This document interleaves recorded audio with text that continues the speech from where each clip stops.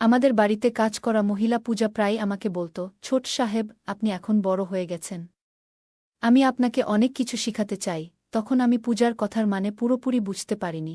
একদিন যখন সে আমার ঘরে ফ্লোর পরিষ্কার করছিল, তার পা হঠাৎ পিছলে গেল। আমি তাকে ধরে আমার বিছানায় বসালাম। তারপর সে আমাকে তার পায়ে ম্যাসাজ করতে বলল। যখন আমি তার পায়ে ম্যাসাজ করতে শুরু করলাম, সে নিচু স্বরে কিছু একটা বলল। আমার হাত কিছুটা কাঁপছিল। আমি চেষ্টা করছিলাম তার পায়ে ধীরে ধীরে মালিশ করতে, কিন্তু ভেতরটা অদ্ভুত একটা অনুভূতিতে ভরে যাচ্ছিল।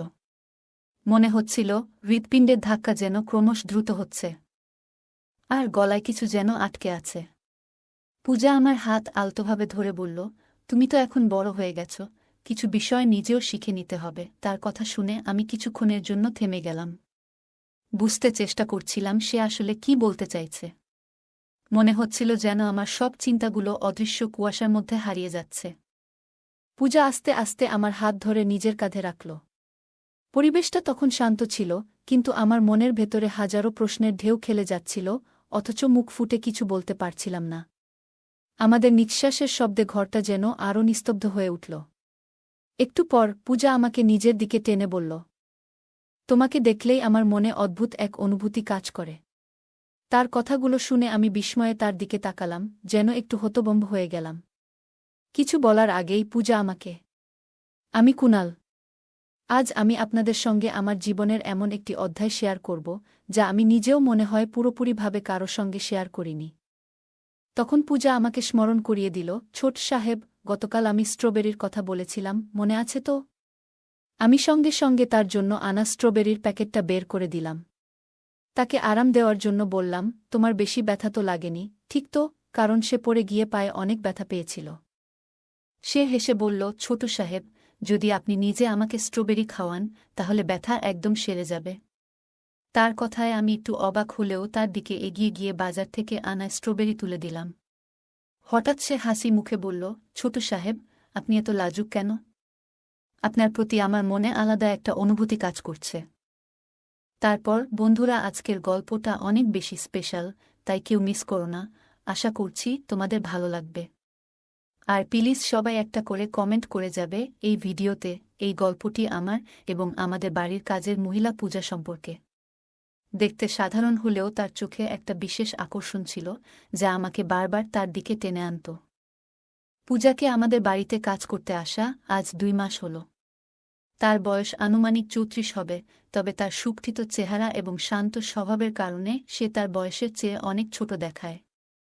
ফর্সা গায়ের রং, বড় বড় চোখ এবং মুখে একটুখানি হাসি, এসবই যেন তার চিরস্থায়ী পরিচয় হয়ে উঠেছিল। সে আসার পর থেকেই সব সময় আমার কাছাকাছি থাকত। পূজা যখনই কাজ করতে আসত, বাড়ির পরিবেশে এক ধরনের উদ্যমের সঞ্চার হতো। মা সবসময়ই তার প্রশংসায় পঞ্চমুখ থাকতেন। বলতেন, পূজা যেমন পরিশ্রমী এবং বিশ্বাসযোগ্য, তেমন মহিলা খুব কম দেখা যায়। সত্যি বলতে, মা এখন আর বাড়ির পরিষ্কার পরিচ্ছন্নতার জন্য তাকে আলাদা করে কিছু বলতেন না। বাড়ির প্রতিটি কোণ, প্রতিটি জিনিস সে এত যত্ন সহকারে গুছিয়ে রাখত যে তাকে কাজের মানুষ বলে আলাদা করে বোঝা যেত না। সেপ্টেম্বরের শুরুর দিকে হালকা ঠান্ডা পড়তে শুরু করেছিল, আর পুজোর আমেজও আস্তে আস্তে বাড়ির পরিবেশে ঢুকে পড়েছিল। প্রতি বছরের মতো মা এ বছরও দুর্গাপূজার আগে বাড়ির সম্পূর্ণ পরিষ্কার পরিচ্ছন্নতার সিদ্ধান্ত নিলেন। মা এবং বাবা দুজনেই চাকরি করেন, তাই বাড়ির দেখাশোনার বেশিরভাগ দায়িত্ব আমার উপরেই এসে পড়ে। আমি তাদের একমাত্র সন্তান হওয়ায় চেষ্টা করতাম মা বাবাকে সাহায্য করতে। তবে সত্যি কথা বলতে, মায়ের আসল ভরসা সবসময় ছিল পূজার উপর। পূজাকে আমাদের বাড়িতে কাজ করতে আসার মাত্র কিছু মাস হলেও সে তার কাজের মনোযোগ এবং দক্ষতার মাধ্যমে সবার মন জয় করে নিয়েছে। তার কাজ করার ধরন এমন যে মনে হতো সে নিজের বাড়ি গুছাচ্ছে। পরের দিন থেকেই সে পুজোর জন্য বাড়ি পরিষ্কারের কাজ শুরু করে দিল। আমাদের বাড়ি বড় হওয়ায় একা পূজার পক্ষে সব কাজ সামলানো কঠিন ছিল। এই জন্যই পূজা তার 15 বছর বয়সী মেয়ে তানিয়াকেও নিজের সাথে কাজের জন্য নিয়ে এসেছিল। তানিয়াও তার মায়ের মতোই পরিশ্রমী এবং কাজে পারদর্শী ছিল। মা মেয়ে একসাথে কাজ শুরু করার পর বাড়ির প্রতিটি কোণ যেন ঝকঝক করে উঠল। প্রতিদিন পূজা সকাল সকাল এসে উপস্থিত হতো এবং সবার আগে আমার এবং মায়ের জন্য টিফিন তৈরি করত, যাতে আমরা সময়মতো নাশতা ও লাঞ্চ সেরে নিতে পারি। এরপর সে পুরো মনোযোগ দিয়ে পরিষ্কার পরিচ্ছন্নতার কাজে লেগে যেত। এখন পূজা যে বাড়ির কাজগুলো দারুণ দক্ষতায় সামলে নিচ্ছে, এতে মা সম্পূর্ণ নিশ্চিন্তে অফিসের দিকে রওনা দিতে পারতেন। বাবার শরীরও সামান্য খারাপ ছিল, তাই তিনি কয়েকদিনের জন্য ছুটি নিয়েছিলেন। বাড়িতে তার যত্ন নেওয়ার দায়িত্ব পূজার উপরেই পড়ল। সে নিয়মিত বাবাকে ওষুধ খাইয়ে দিত এবং তার প্রয়োজনগুলোর খেয়াল রাখত। বাবার শরীর খারাপ থাকায় মা একটু চিন্তিত থাকতেন, তবে পূজার উপস্থিতিতে মা অনেকটাই নিশ্চিন্ত বোধ করতেন। পরের কয়েকদিনের মধ্যে পূজা পুরো বাড়ি ঝকঝকে করে তুলল। তার কাজ দেখে মা এতটাই খুশি হলেন যে তাকে একটি বোনাস দিলেন।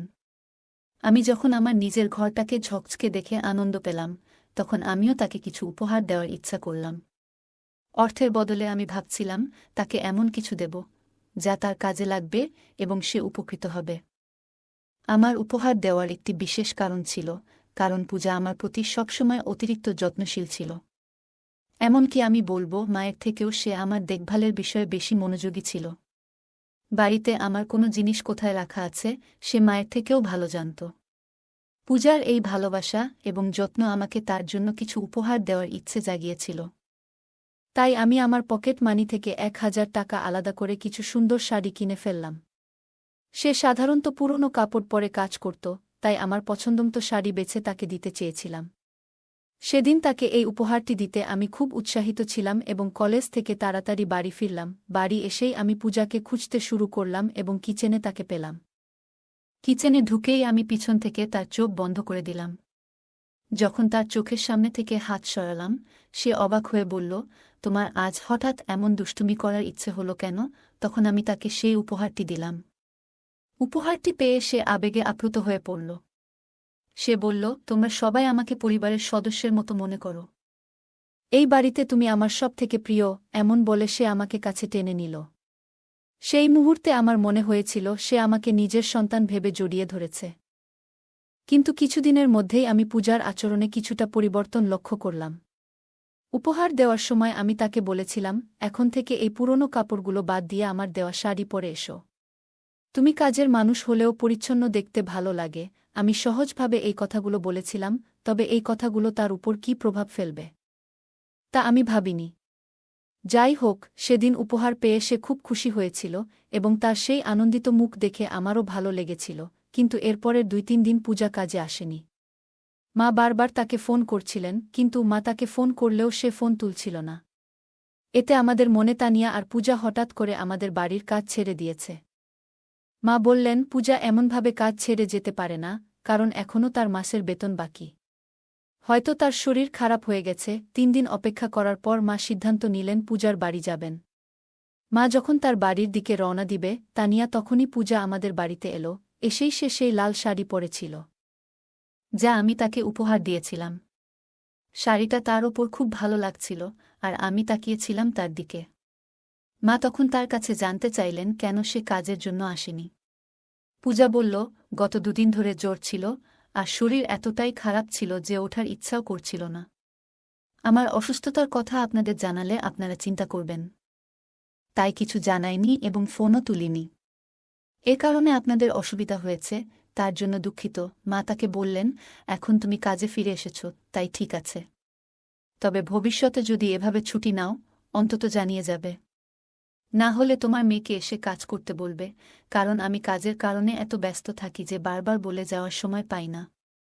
মা যেমন তার কাজের প্রশংসা করতেন, তেমনি তিনি শৃঙ্খলাপরায়ণও ছিলেন। তাই মা পূজাকে তার অনিয়মের জন্য সতর্ক করলেন।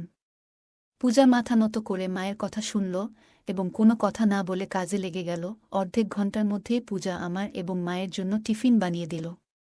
সেদিন আমি কলেজ যাচ্ছিলাম না, কারণ আমার প্রজেক্ট শেষ হয়নি, আর ক্লাসে গেলে স্যারের বকুনি খেতে হবে।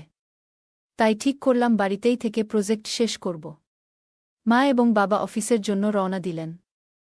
আমি নিজের রুমে বসে প্রজেক্টের কাজ শুরু করলাম। পূজা সেদিন আমার ঘরে ঝাড়ু দিতে এলো। আমাকে ঘরে বসে থাকতে দেখে সে বলল, তুমি আজ কলেজে যাচ্ছ না বুঝি, ছোট সাহেব? আমি উত্তর দিলাম, না, আজ কলেজ বন্ধ আছে। আমার উত্তর শুনে পূজা আবার কাজে মন দিল। ঝাড়ু দিতে দিতে যখন সে আমার বিছানার কাছাকাছি এলো, তখন হঠাৎ তার ওড়নাটি সরে গেল। আমার চোখ সেদিকে গিয়েছিল, কিন্তু সে তাড়াতাড়ি সেটি ঠিক করল না। আমি কয়েকবার চোখ সরিয়ে নিলাম এবং শেষমেশ খানিকটা রাগ দেখিয়ে বললাম, পূজা, কাজ একটু সঠিকভাবে করো তো, নিজের খেয়াল রাখো। আমার কথা শুনে সে বলল, ছোট সাহেব, আমি তো ঠিকমতোই কাজ করছিলাম। হঠাৎ ওড়নাটা আটকে গেছে আর সরাতে গিয়ে এভাবে ফেঁসে গেছে। আপনার দেওয়া শাড়িটা যত্ন নিয়ে রাখতে চাই, তাই টান পড়লে খারাপ হতে পারে। তার কথা শুনে বুঝতে পারলাম সে উপহারের শাড়িটা খুব যত্ন সহকারে দেখছে, যা দেখে আমার ভালো লাগল।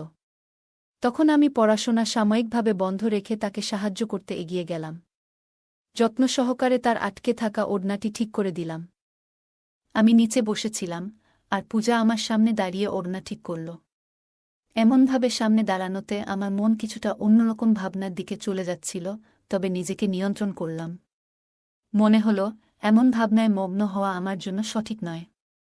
তাই চোখ নিচে নামিয়ে নিজের জায়গা থেকে উঠে দাঁড়ালাম এবং পড়াশোনায় মন দিলাম। পূজার চোখে একরকম হাসি ছিল। সে আস্তে করে হাসতে হাসতে ঘর থেকে বেরিয়ে গেল। কিছুক্ষণ আগে যা ঘটেছিল সেটা আমি সেখানেই রেখে আবার পড়াশোনায় মনোযোগ দিলাম।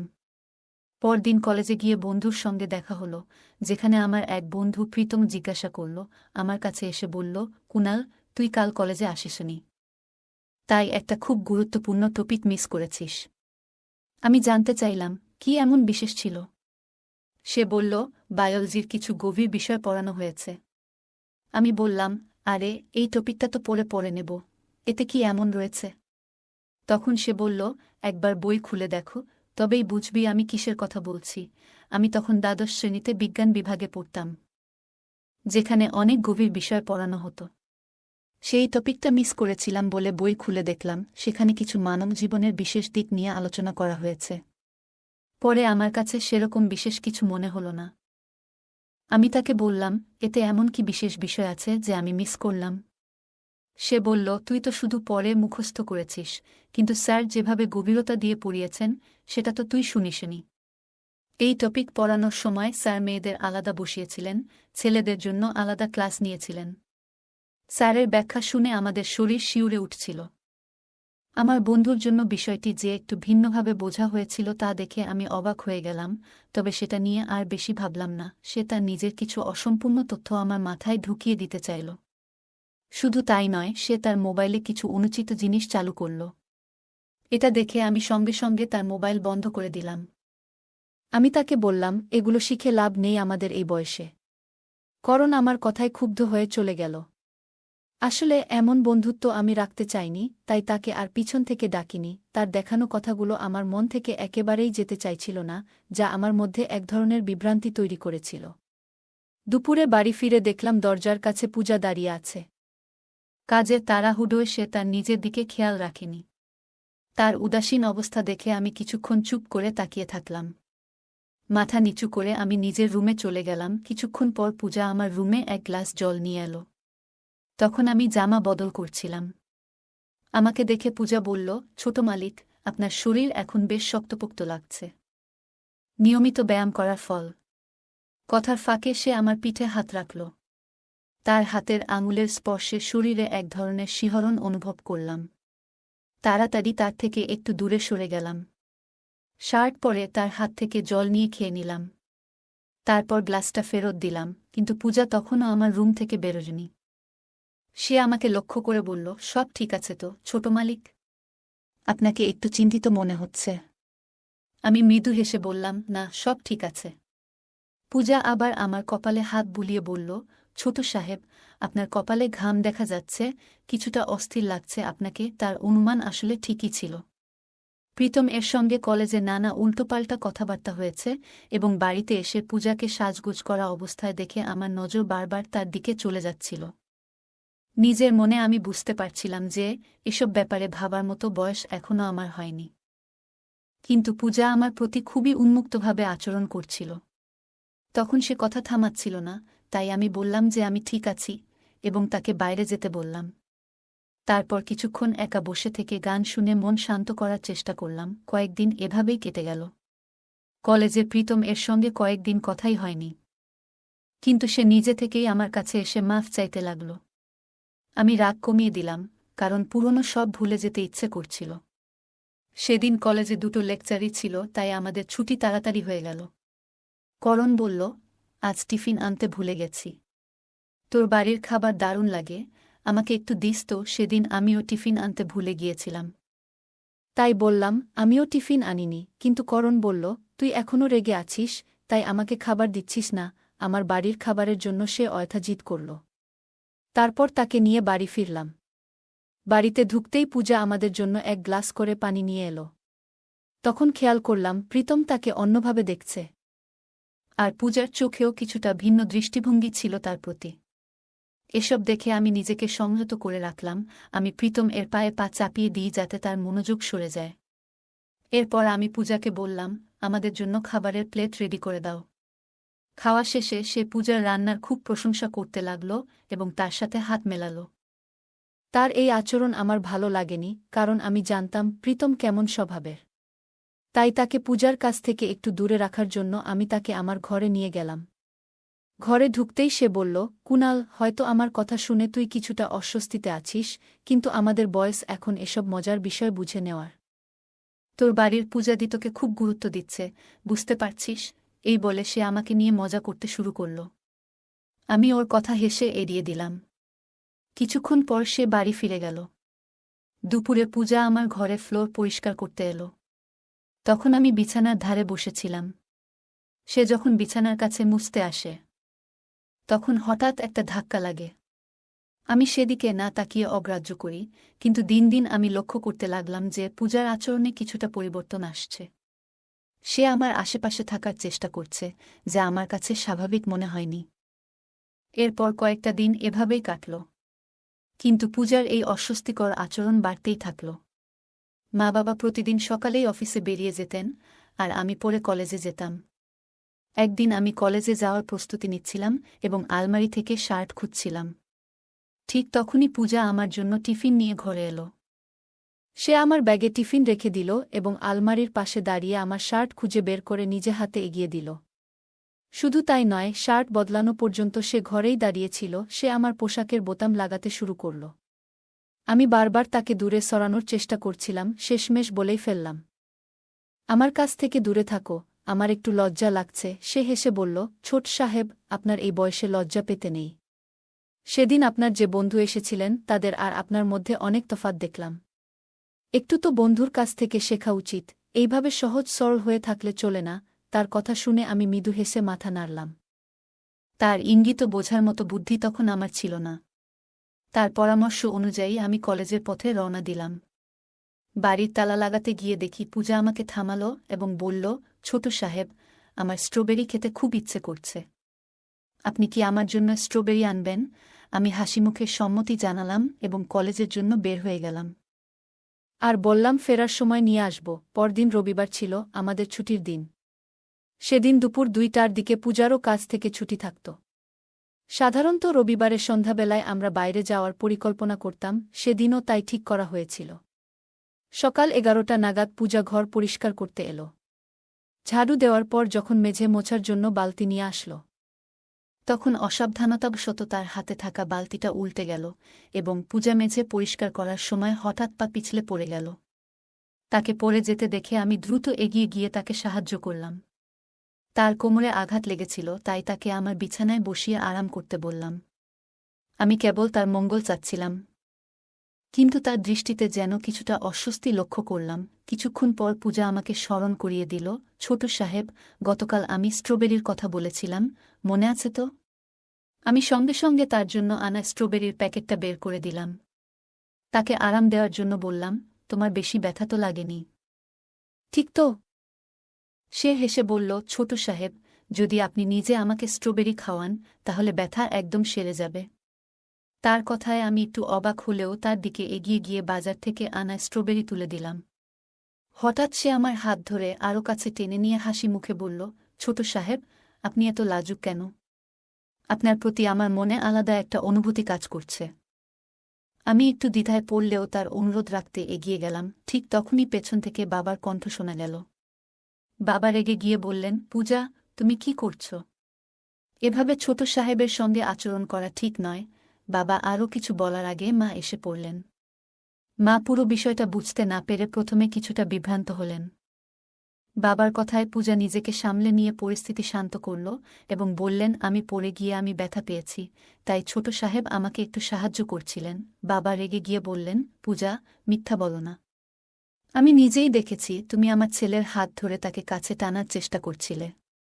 কয়েকদিন ধরে তোমার আচরণে কেমন যেন একটা পরিবর্তন লক্ষ্য করছিলাম, কিন্তু তুমি এমন কাজ করবে তা ভাবিনি। বাবার কথা শুনে পূজা পাল্টা জবাব দিল, মালিক, আমিও ভাবিনি যে আপনি এতটা দূর যাবেন। পূজা আরও বলল, আপনি তো আমার ছোট মেয়ের প্রতি খেয়াল রেখেছিলেন, তার পাশে বসে তাকে খাবারের লোভ দেখিয়ে তার কাছে থাকার চেষ্টা করেছিলেন। কিছুদিন ধরে আমার মেয়ে অস্বস্তিতে থাকছে। ডাক্তার দেখানোর পর জানা গেল তার শরীরে কিছু অস্বাভাবিকতা তৈরি হয়েছে।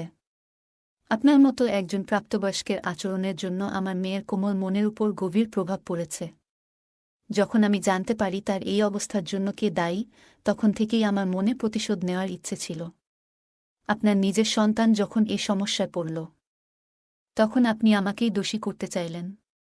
পূজার এমন কথায় আমি চমকে গেলাম। তার এই গল্পের কারণে আমি সম্পূর্ণ বিভ্রান্ত হয়ে গেলাম এবং ভাবছিলাম কিভাবে সে এতটা এগিয়ে গিয়ে এমন মিথ্যা কথা বলতে পারল। বাবা মাও তার কথাগুলো বিশ্বাস করতে পারলেন না এবং তাকে ধিক্কার জানিয়ে সেখান থেকে চলে যেতে বললেন। পূজা হঠাৎ জানাল, আপনার ছেলেটি আমার সঙ্গে অসৎ আচরণ করার চেষ্টা করেছে, এর প্রমাণ হিসেবে আমার কাছে একটি ভিডিও ক্লিপ আছে। সে জানাল যে আগে থেকেই তার ফোনটি ভিডিও রেকর্ডিংয়ে সেট করা ছিল। ভিডিওটি বাবা মায়ের সামনে দেখিয়ে পূজা বলল, এখন আমি আপনার ছেলেকে শাস্তি দিতে চাই।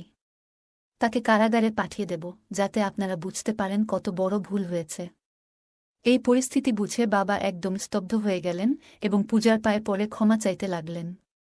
তিনি বললেন, পূজা, আমার ভুল হয়েছে, আমাকে ক্ষমা করো। কিন্তু আমার ছেলেকে দয়া করে এই পরিস্থিতিতে জড়িও না।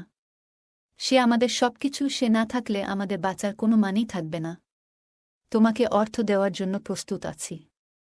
কাল থেকেই তুমি আর এখানে কাজ করতে আসবে না। এই টাকাটা নিয়ে তুমি সবকিছু ভুলে এখান থেকে চলে যাও। পূজা কিন্তু ন্যায়বিচার চাইছিল, অর্থ নয়। বাবা যখন নিজের দোষ স্বীকার করলেন, মা তাদের কথাগুলি শুনে রেগে গেলেন এবং বাবাকে এক চড় মারলেন। তিনি পূজার পাশে দাঁড়িয়ে বললেন, তোমার মেয়ের প্রতি যে অন্যায় হয়েছে, আমি তার বিচার চাই। আমি সত্যের পক্ষে থাকব, যাই হোক না কেন।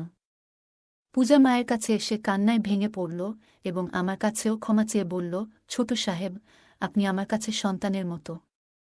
আমি আমার মেয়ের জন্যই এই কাজটি করতে চেয়েছিলাম। আমার কখনো আপনার প্রতি কোনো খারাপ দৃষ্টিভঙ্গি ছিল না। যখন সন্তানের কথা আসে, তখন মায়েরা কঠিন হতে বাধ্য হয়। তার কথাগুলো শুনে আমিও তাকে ক্ষমা করে দিলাম। সে সত্যিই তার মেয়ের জন্য লড়াই করছিল এবং কোনো ভুল করেনি। আমরা সবাই একে অপরকে বুঝে পরিস্থিতির সমাধান করলাম এবং নতুনভাবে একে অপরের পাশে থাকবার সংকল্প করলাম। এই গল্পটি ঘিরে আছে পূজা নামে এক গৃহকর্মী এবং তার ছোট সাহেবের মধ্যে গড়ে ওঠা কিছু অনাকাঙ্ক্ষিত আবেগ ও জটিলতা নিয়ে। এটি মূলত একজন নারীর আত্মশক্তি ও দায়িত্ববোধের মাধ্যমে অন্যায়কে প্রকাশ্যে আনার একটি উদাহরণ, যা সমাজের একটি গুরুত্বপূর্ণ বার্তা তুলে ধরে। গল্পটি আমাদের মনে করিয়ে দেয় যে প্রতিটি সম্পর্কের নিজস্ব সীমা রয়েছে। একজন কর্মচারী ও তার নিযোগকারীর সম্পর্কটি সম্মানের এক নির্দিষ্ট সীমারেখার মধ্যে থাকা উচিত। পূজা ও ছোট সাহেবের মধ্যে আকস্মিকভাবে কিছু অনুভূতির উদয় হয়, কিন্তু এ ধরনের অনুভূতির বিকাশ কোনো সম্পর্কের সম্মানের জন্য হুমকি হতে পারে। মানবীয় দুর্বলতা আমাদের সবার মধ্যেই থাকে, তবে সেটিকে সঠিকভাবে পরিচালনা করাই সবচেয়ে গুরুত্বপূর্ণ। গল্পের সবচেয়ে বড় শিক্ষা হল, সম্পর্কের মর্যাদা ও সীমা রক্ষা করা কতটা অপরিহার্য। তা না হলে কেবল সম্পর্কই ক্ষতিগ্রস্ত হয় না, বরং মানসিক ও আবেগগত সমস্যা তৈরি হতে পারে। গল্পটি ছোট সাহেবের জন্য এক নতুন অভিজ্ঞতা, যেখানে তাকে আবেগ ও দায়িত্বের মধ্যে সামঞ্জস্য করতে শিখতে হয়। এই শিক্ষা তাকে পরবর্তীতে সম্পর্ক ও দায়িত্ববোধের ব্যাপারে সচেতন করে তোলে। পূজা যখন তার প্রতি ছোট সাহেবের আকর্ষণের বিষয়টি অনুভব করে, তখন সে সঠিক সিদ্ধান্ত নিয়ে তাকে সতর্ক করে। এতে সম্পর্কের মধ্যকার সুস্থ মানসিকতা বজায় থাকে। আমরা সকলেই নানা আবেগ অনুভব করি, তবে সেই আবেগ সঠিক পথে পরিচালনা করাই গুরুত্বপূর্ণ। এই গল্পটি আমাদের জানায়, সম্পর্কের ক্ষেত্রে সঠিক এবং ভুলের মধ্যে পার্থক্য বোঝা অত্যন্ত জরুরি এবং দায়িত্ববোধ আমাদের সঠিক পথে পরিচালিত করতে সহায়তা করে। এই গল্পটি ছোট সাহেব এবং পূজার মধ্যে সম্পর্কের জটিলতা ও কিছু ভুল বোঝাবুঝি নিয়ে আসে। ছোট সাহেব পূজাকে একটি সাধারণ উপহার হিসেবে একটি শাড়ি দেন। কিন্তু পূজা তা তার প্রতি আবেগের সংকেত হিসেবে ভেবে ভুল বুঝে বসে। এই গল্পটি আমাদের শেখায় যে অনেক সময় একটি নিরীহ কাজও ভুল সংকেত পাঠাতে পারে। উপহার দেওয়ার ইচ্ছাটি যদিও আন্তরিক ছিল, তবে পূজার পক্ষে এটিকে অন্যভাবে বোঝা সহজ ছিল। ছোট সাহেব পূজার প্রতি কোনো অন্যায় আচরণে জড়ানোর আগেই নিজের আবেগ নিয়ন্ত্রণে রাখেন, যা তার চরিত্রের দৃঢ়তা এবং নৈতিকতার পরিচায়ক। গল্পটি আত্মসংযম ও সঠিক আচরণের মূল্য সম্পর্কে গুরুত্বপূর্ণ শিক্ষা দেয়। প্রতিটি সম্পর্কের নিজস্ব সীমা রয়েছে এবং সেই সীমা মেনে চলা অত্যন্ত প্রয়োজনীয়। ছোট সাহেব ও পূজার এই ঘটনাগুলো আমাদেরকে শেখায় কিভাবে নিজস্ব আবেগ নিয়ন্ত্রণ করা উচিত এবং অন্যদের প্রতি সম্মান প্রদর্শন করা উচিত। নিজের নীতিবোধ ও মূল্যবোধের প্রতি অবিচল থাকা এবং পরিস্থিতি যেমনই হোক না কেন সঠিক সিদ্ধান্ত নেওয়া।